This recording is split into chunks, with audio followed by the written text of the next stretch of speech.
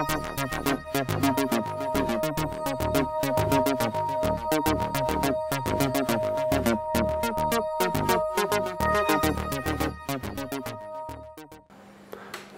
uz Kuldīgu, kur uz sarunu par autotirgu Latvijā aicinājām SIA rezerve valdes priekšsēdētāju Normundu Vitomski. Jūs pieredzes, kāda ir, galvenie kritēriji, pēc kuriem tāds vidējais pircējs, vidējais klients izvēlas iegādāties to vai citu automašīnu? Uz ko viņš skatās pērkot mašīnu? Ļoti dažādi. Tā ir tā pārdošanas, tā motivācija katram ir sava. Tur patiesībā viņi izprast pat nevienmēr var. Ja? Cits pērk tāpēc, ka viņi ir vislētākā. Cits pērk tāpēc, cits pērk cēnu. Ja? Cits pērk to, ka viņi ir ekonomiski, ja? Ka viņiem būs mazas izmaksas viņi braucot. Cits pērk izskatu. Ja? Cits pērk bez mazvai tiešām tur kaut kāds mirkļa emocijas. Ja? Ļoti dažādi. Tā kā grūti pateikt. Jā. Dažādi. Manā pieredzē cits pērk tāpēc, kad suni, lai suni var ielikt bagažniekā, tur pieredze ir ļoti dažāda. Mums ir bijis ļoti dažādi. Gadījumi ir bijuši daudz. Principā nav tā, ka, automašīnu pārdēļ, jebkuram pārdēļ strādāt cilvēkiem jābūt arī savā ziņā labam psihologam. Protams, jā. Pamēģināt un pārliecināt par to, vai citu variantu, kas būtu izdevīgāks firmai. Protams. Firmai tas tā drusciņi arī, protams, kad ir svarīgi, jo kas tad biznesa, kāpēc ir biznesa tā kā, lai gūtu peļņu, ja? Bet tā mana sajūta ir tāda, un mēs esam visu savu apzinīgo firmas pastāvēšanas vēstures laikā esam rīkojušies tā, ka tomēr ir jācenšas tiešām izzināt tās klienta vēlmes un tiešām viņam piedāvāt nevis to, kas viņam būtu piemērotākais, jo mēs nevaram atļauties šeit tādu greznību, kā, mānīt klientu vai būt nepatiesi vai kaut kā tur viņu apuļķot, ja tas ir, pilnīgi tā kā, jo tie klienti mums ir šeit tik, cik ir, un mums viņas laika atgriežās un viņi ir apritē. Ja tas nozīmē, ka jebkurš pievilcis klients, tas ir, viņš potenciāli noteikti nenāks vairāk ne pie mums, ne uz firmu, ne pēc kādiem pakalpojumiem. Ja, līdz ar to mēs vienmēr cenšamies to darīt pēc labākās sirdsapziņas, protams.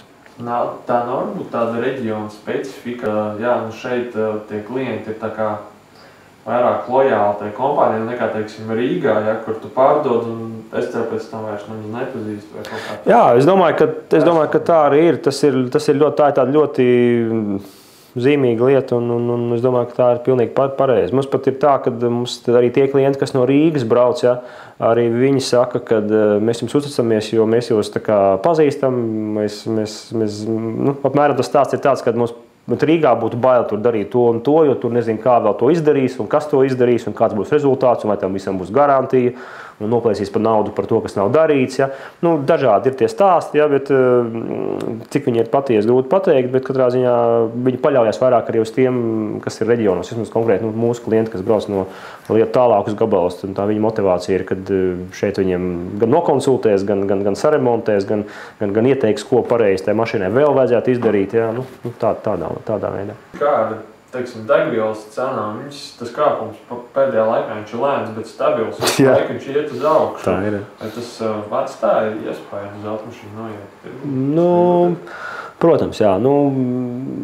Es domāju, ka tie cilvēki, kur var nebraukt, viņi izvēlās nebraukt, ja, vai braukt pēc iespējas mazāk un taupīt un ekonomēt, jo ir jau tā dilēma, kā es teicu, jo, ka, ja viens moderns